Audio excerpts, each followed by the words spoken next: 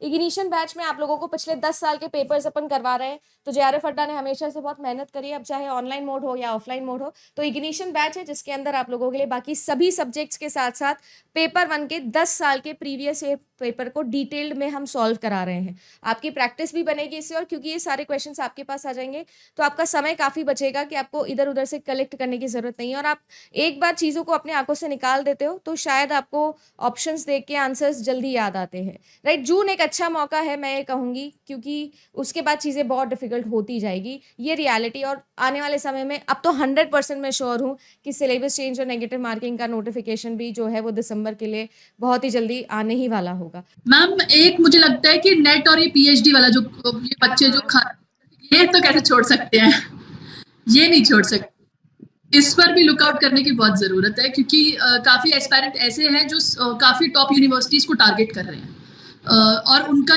है कि मैम अब क्या, अब मतलब अब क्या करेंगे हम, क्योंकि अब वो 1 साल की जो वैलिडिटी है ना वो उनको एनरोलमेंट के लिए दी गई है कि अब उनको लेना ही लेना पड़ेगा एनरोलमेंट, अदरवाइज उनको अगले साल फिर अटेम्प्ट करना पड़ेगा पीएचडी के अंदर एनरोलमेंट लेने के लिए। तो वो एक मुझे लग रहा है थोड़ा सा जो आपके लिए रूल बनाया है, अब जो थोड़े सिंसियर कैंडिडेट्स हैं, and I am sure PhD candidates definitely sincere ही होंगे, तो दैट्स व्हाट आई बिलीव कि अब जो थोड़ी सिंसियरिटी होनी चाहिए ना रिसर्च लेवल से, क्वालिटी लेवल से पीएचडीज के लिए, अब उस पर जरूर फोकस करना है, खासकर जो रेयर सब्जेक्ट है, एज वेल एज जो ऐसी यूनिवर्सिटीज को टारगेट कर रहे हैं जो सेंट्रल यूनिवर्सिटीज में टॉप लेवल पर आती है, लाइक जेएनयू, जामिया, ऐसी फर्दर जो आर्ट्स ह्यूमैनिटीज की यूनिवर्सिटीज रहती हैं, उनको अगर मैं बोलूँ तो। अदरवाइज तो फिर वही कि साल पर साल आते रहेंगे, अटेम्प्ट देते रहो, नेट 1 साल की वैलिडिटी है और पीएचडी में वो अपना रोल अप लेते रहो, यही है। बाकी मैम आप ज्यादा इस चीज पर बता सकते हो, आप बताओ। देखो यार, मेरे लिए तो सबसे पहले तो यही समझ में नहीं आ रहा कि इन्होंने ये 1 साल की वैलिडिटी रखी किस चीज की है। पहले मुझे ये बताओ कोई, ये क्योंकि कंफ्यूजन का पॉइंट ये है कि 1 साल इन्होंने कैटेगरी 2 और कैटेगरी 3 के लिए रखा है। कैटेगरी 1 है जिसने जेआरएफ किया और असिस्टेंट प्रोफेसर के लिए एलिजिबल रहा। कैटेगरी 2 है जिसने नेट किया और पीएचडी के लिए एलिजिबल रहा। कैटेगरी 3 है जिसने सिर्फ पीएचडी के लिए एलिजिबल रहा। तो कैटेगरी 2 और कैटेगरी 3 के अंदर इन्होंने बोल दिया कि 1 साल के लिए वैलिड रहेगा। तो क्या नेट भी 1 साल के लिए वैलिड, मतलब समझ नहीं आया, क्योंकि ये पॉइंट भी अगेन वही इंफॉर्मेशन बुलेटिन जल्दी से लॉन्च किया, बहुत जल्दी थी, एकदम तूफानी, एकदम पता नहीं कौन सी कोल्ड ड्रिंक पी थी इन्होंने। तो कुछ तो इनका हुआ है इसमें कि यहाँ पर भी क्लैरिफिकेशन रिक्वायर्ड है। मुझे जितना समझ में आता है वो मैं बता देती हूँ। मेरे हिसाब से कि आपको पीएचडी में एडमिशन लेना है 1 साल के लिए, क्योंकि नेट तो परमानेंटली ही एलिजिबल रहते हो आप। और इन्होंने फिर से इन्फॉर्मेशन बुलेटिन में एज जूही मेंशन की मैम नीचे वाले पॉइंट्स तो सब सेम ही है, तो नीचे तो वही लिखा है कि जेआरएफ 3 साल के लिए वैलिड रहेगा। मतलब आप जेआरएफ करते हो तो आप अगले 3 साल के लिए पीएचडी में एडमिशन ले सकते हो। बट अगर आप ओनली पीएचडी वाले मोड के लिए एलिजिबल होते हो तो आपको 1 साल मिलेगा, आपको एडमिशन लेना है, नहीं तो दोबारा से पेपर देना है। हमारे प्रोफेसर साहब आ गए हैं, तो मैं प्रशांत प्रोफेसर जी के पास ही चलूंगी। एकदम सूट वूट पहन के आए तो कुछ अच्छी बात बोलेगा। हाँ प्रशांत, क्या लगता है?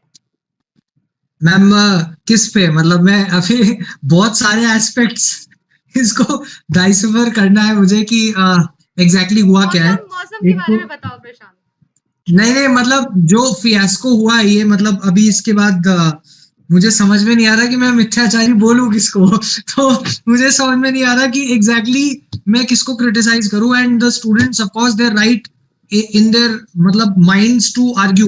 अभी मैं बड़ा लिंक्डइन कमेंट्स भी देख रहा था, जो चेयरमैन है उनका भी मैंने देखा कि क्या क्या इनके क्रिटिकल पॉइंट्स थे। एक तो डेट का क्लैश भी मतलब मालूम पड़ रहा है। 16th is also UPSC, I believe UPSC का भी एग्जाम है और इसका भी एग्जाम है।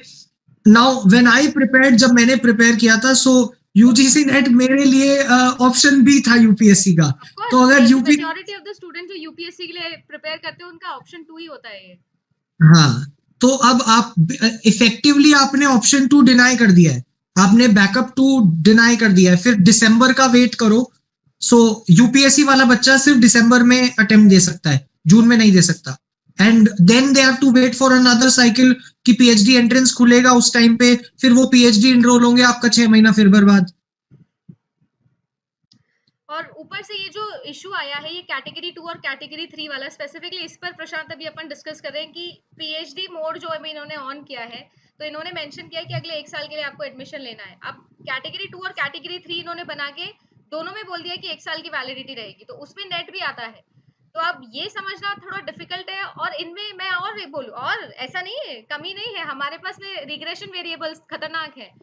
दूसरा इन्होंने जो यहाँ पर रिलेशन बनाया, वो बनाया कि जो 4 साल की डिग्री वाले हैं वो असिस्टेंट प्रोफेसर बनने के लिए एलिजिबल नहीं है। नेट कर लो पर आप असिस्टेंट प्रोफेसर बनने के लिए एलिजिबल नहीं हो। तो फिर ओपन क्यों किया, मतलब क्या मजा एवी कि चलो ये भी कर देते हैं। अब कल को ये बोलेंगे कि 10th पास अगर किसी ने कर लिया है तो वो नेट का एग्जाम दे सकता है, पर उसको हम असिस्टेंट प्रोफेसर नहीं बनने देंगे। उसको फिर अगले 50 साल की पढ़ाई करनी है, फिर दोबारा उसका इस फॉर्म से हम निकाल के बोलेंगे कि है कि नहीं।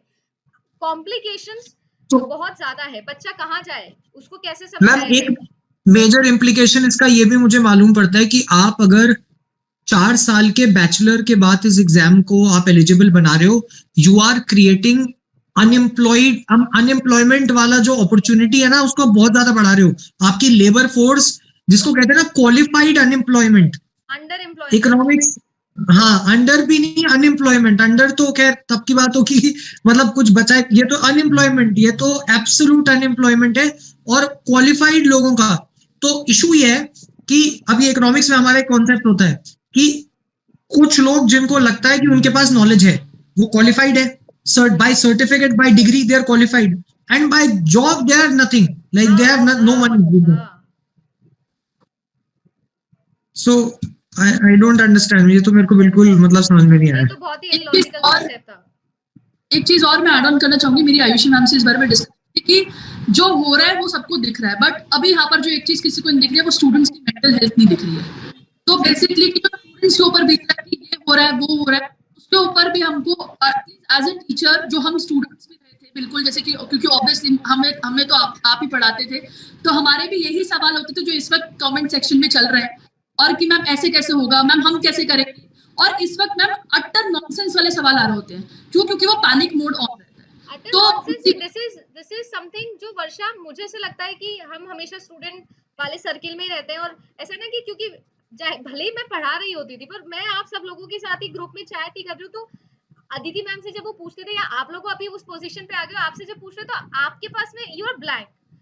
जब भाई हमको खुद को ही नहीं पता, मुझे लगता है एनटीए को खुद को ही नहीं पता है, जो नोटिफिकेशन पे नोटिफिकेशन रिलीज किए जा रहे हैं, तो हम किसको जवाब दें। देखो पॉइंट्स बहुत ज्यादा कंफ्यूजिंग है, एम्बिग्यूटी बनी हुई है, और इस एम्बिग्यूटी के चक्कर में 20% बच्चा निकल जाएगा। वो बच्चा समझ ही नहीं पाए, वो कलेक्ट ही नहीं कर पाएगा अपनी पढ़ाई को, क्योंकि वो इतना ऑलरेडी डिस्ट्रैक्टेड है, पैनिक मोड में कि ये भी कर लीजिए, वो भी हो जाएगा, ऐसे भी हो जाएगा। तो मुझे लगता है कि उस डिस्ट्रैक्शन में हम कंट्रीब्यूट ना करते हुए इतने कंक्लूजन पे पहुंचते हैं कि फिलहाल के लिए आप ये मानो कि यूजीसी नेट एग्जामिनेशन का फॉर्म फिल करना है, फिलहाल के लिए आप इतना मानो, ऑफलाइन हो रहा है, ऑनलाइन हो रहा है, पहाड़ों पे ले रहा है, नदी में ले रहा है, जहां ले रहा है, आप तो बस पेपर दे दो, अच्छे से अपनी प्रिपरेशन करके दो, जितना हो सका है प्रीवियस ईयर ट्राई करो, जितना हो सकता है अपने रिविजन पे ध्यान दो। ये सारी चीजें हम लोग कर सकते हैं।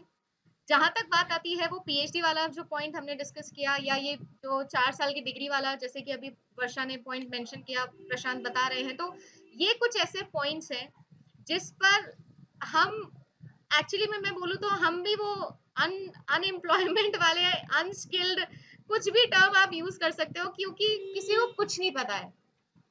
लिटरली बताओ, किसी को कुछ नहीं पता है। और यूट्यूब पे आपको करोड़ों वीडियोस मिल रहे हैं, जैसे प्रशांत बोलता है मिथ्याचारियों धड़ाधड़ आपके सामने वीडियो ला रहे हैं, ऐसा होगा वैसा होगा, किसी को कुछ नहीं पता है। अंदर की बात ये है, क्योंकि एनटीए को खुद को नहीं पता है भाई, किसी और की तो क्या ही बात बोलूं मैं, मुझे नहीं लगता देखो किसी को पता है। मैम कंसेप्ट्स क्लियर नहीं है लगता है एनटीए के, तो कंसेप्ट्स क्लियर नहीं है, फंडामेंटल उनको भी मुझे लगता है कि अब सुबह जो है अब इग्निशन बैच ज्वाइन कर ही लेना चाहिए कंसेप्ट्स क्लियर करने के लिए। तो एक्चुअली उन्होंने रिवीजन बिल्कुल रिवीजन नहीं किया ना, और रिवीजन करने की जरूरत होती है, तो सेम रिवीजन करने के लिए जो मैम है, अदिति मैम है, इग्निशन बैच लेके आए हैं, तो रिवाइज हम लोग कर सकते हैं बढ़िया तरीके से। यस, और बच्चे काफी कमेंट्स में पूछ भी रहे हैं, बच्चे पूछ रहे हैं कि आप स्टार्ट कहाँ से करें। स्टार्ट वहां से करो जहां से एनटीए छोड़ता है आपको, प्रीवियस ईयर क्वेश्चन। आपके पास सिर्फ प्रीवियस ईयर क्वेश्चन है एनटीए के द्वारा दिया गया है, जो उसको उठाओ और लग जाओ।